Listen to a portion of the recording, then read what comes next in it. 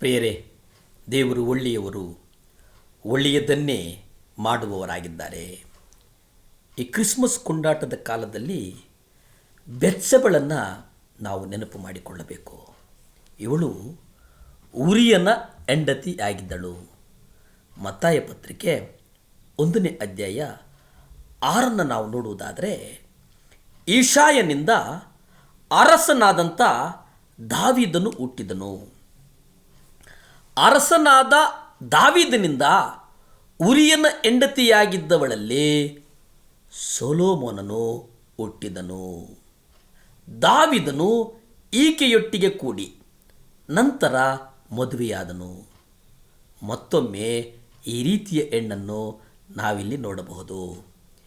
ಈಕೆಯ ಇತಿಹಾಸವು ಪಾಪಮಯವಾಗಿತ್ತು. ಈಕೆಯು ಮರಿಯಳ ವಂಶಕ್ಕೆ ಸೇರಿದವಳು ಅಲ್ಲವೇ ಅಲ್ಲ. ಈಕೆ ಯೋಸೇಫನ ವಂಶಾವಳಿಯನ್ನು ಸೇರಿದವಳಾಗಿದ್ದಳು. ಈಕೆ ವಿಶೇಷವಾಗಿ ನೀವು ಲೂಕ ಪತ್ರಿಕೆಯನ್ನು ನೋಡಿದಾಗ ಅಲ್ಲಿ ಲೂಕ 3ರಲ್ಲಿ ಮರಿಯಳ ವಂಶಾವಳಿ ಜೊತೆಗೆ ಈಕೆಯ ವಂಶಾವಳಿಯನ್ನು ಹೋಲಿಸಿದಾಗ ನಾವು ಇದನ್ನು ಅರ್ಥ ಮಾಡಿಕೊಳ್ಳಬಹುದು. ಯೋಸೇಫನು ದಾವೀದನ ಅರಸನ ಪಂಕ್ತಿಯಲ್ಲಿದ್ದನು. ಮತ್ತಾಯ ಪುಸ್ತಕವ ಈ ವಂಶಾವಳಿಗಳ ಮೂಲಕ ಸಾಕ್ಷೀಕರಿಸುವುದೇನಪ್ಪ ಅಂತಂದರೆ, ಯೇಸು ಇಸ್ರಾಯೇಲಿನ ನಿಜವಾದ ಅರಸನಾಗುವುದು ನ್ಯಾಯಯುತವಾಗಿತ್ತು ಎಂಬುದನ್ನು ನಾವು ಇಲ್ಲಿ ಉಲ್ಲೇಖ ಮಾಡಿಕೊಳ್ಳಬೇಕಾಗ್ತದೆ. ಯೇಸು ಯಾಕೆ ಪಾಪವುಳ್ಳಂಥ ಪಂಕ್ತಿಯ ಕುಟುಂಬವನ್ನು ಆಯ್ದುಕೊಂಡರು? ಯೇಸು ನೀತಿವಂತರನ್ನು ಕರೆಯಲು ಬಂದಿದ್ದಲ್ಲ, ಆದರೆ ಪಾಪಿಗಳನ್ನು ಮನಸಾಂತರಕ್ಕೆ ಕರೆಯಲು ಯೇಸು ಬಂದರು ಅನ್ನುವಂಥದ್ದನ್ನು ನಾವು ಗ್ರಹಿಸುವುದು ಎಷ್ಟು ಸತ್ಯವೋ ಹಾಗೆ ಕ್ರಿಸ್ತನ ಆತ್ಮವನ್ನು ನಾವು ಅರ್ಥ ಮಾಡಿಕೊಂಡಿಲ್ಲ ಎಂಬುದನ್ನು ನಾವು ಒಪ್ಪಿಕೊಳ್ಳಬೇಕಾಗ್ತದೆ. ಇಲ್ಲಿ ಮರಿಯಳು ಗರ್ಭಿಣಿ ಎಂದು ಯೋಸೇಫನು ಕೇಳಿದಾಗ ದೇವರು ಆಕೆಯ ಗರ್ಭದಲ್ಲಿ ಪ್ರಾಕೃತಿಕವಾಗಿ ಕೆಲಸ ಮಾಡಿದ್ದನೆಂದು ಯೋಸೇಫು ಮೊದಲು ಅರ್ಥ ಮಾಡಿಕೊಂಡಿದ್ದಿಲ್ಲ.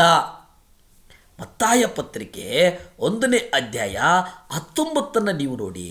ಆದರೆ ಆಕೆಯ ಗಂಡನಾದ ಯೋಸೇಫನು ನೀತಿವಂತನಾಗಿದ್ದು ಆಕೆಯನ್ನು ಬಯಲಿಗೆ ತರುವುದಕ್ಕೆ ಮನಸ್ಸಿಲ್ಲದೆ ರಹಸ್ಯವಾಗಿ ಆಕೆಯನ್ನು ಬಿಡಬೇಕೆಂದು ಆಲೋಚಿಸಿದನು. ಯಾರನ್ನು ಬಿಟ್ಟು ಬಿಡಬೇಕಂತ ಆಲೋಚನೆ ಮಾಡಿದನೆಂದರೆ, ಆತ ಮರಿಯಾನ ಬಿಟ್ಟು ಬಿಡಬೇಕು.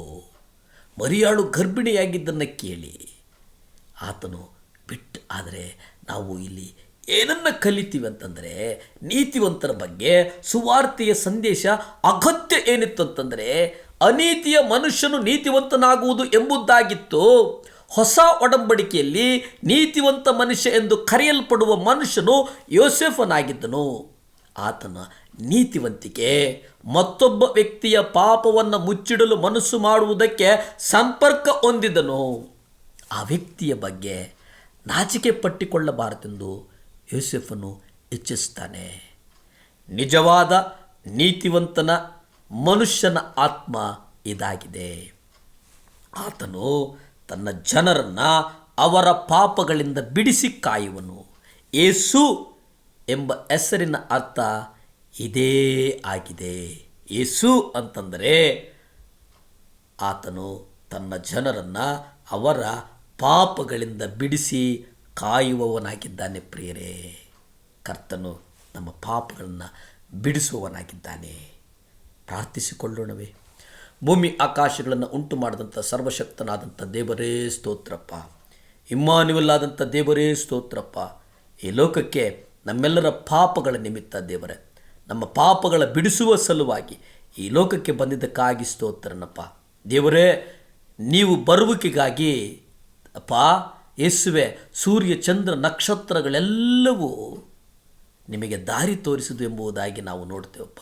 ಮೂಡಣ ದಿಕ್ಕಿನಲ್ಲಿ ಜನಿಸಿದಂಥವನೇ ಸ್ತೋತ್ರಪ್ಪ, ಸ್ತೋತ್ರಪ್ಪ. ದೇವರೇ, ಗೋಧಲಿಯೊಳಗಡೆ ಅಪ್ಪ ಯೇಸುವೆ ವಿದ್ವಾಂಸರು ಬಂದು ನಿಮ್ಮನ್ನು ಆಶೀರ್ವದಿಸಿದ್ದನ್ನು ನಾವು ಸತ್ಯವೇದದಲ್ಲಿ ನೋಡ್ತೇವಪ್ಪ. ಯೇಸುವೆ, ನೀನು ಈ ಧರೆಗೆ ಬಂದಿದ್ದು ಎಷ್ಟು ಸತ್ಯವೋ ಅಪ್ಪ, ಈ ಧರೆಗೆ ಬಂದದ್ದಂಥದ್ದಲ್ಲ ಸ್ವಾಮಿ, ನಮ್ಮ ಹೃದಯಗಳಿಗೆ ಬಂದಿದ್ದಕ್ಕಾಗಿ ಸ್ತೋತ್ರ ಸ್ವಾಮಿ. ನಿಜವಾಗಲೂ ದೇವರೇ, ನೀವು ಆಶೀರ್ವದಿಸಲ್ಪಟ್ಟಂಥವರು ನಮ್ಮನ್ನು ಆಶೀರ್ವದಿಸಿದ್ದಕ್ಕಾಗಿ ಸ್ತೋತ್ರಪ್ಪ, ಬಲಗೊಂಡಿದ್ದಕ್ಕಾಗಿ ಸ್ತೋತ್ರಪ್ಪ. ನಾವು ನಮ್ಮನ್ನು ಆಶೀರ್ವದಿಸು, ಬಲಪಡಿಸು, ಸ್ಥಿರಪಡಿಸು. ಯೇಸುವಿನ ನಾಮದಲ್ಲಿ ಬೇಡ್ತೇನೆ ಪರಮ ತಂದೆಯೇ, ಆಮೇನ್.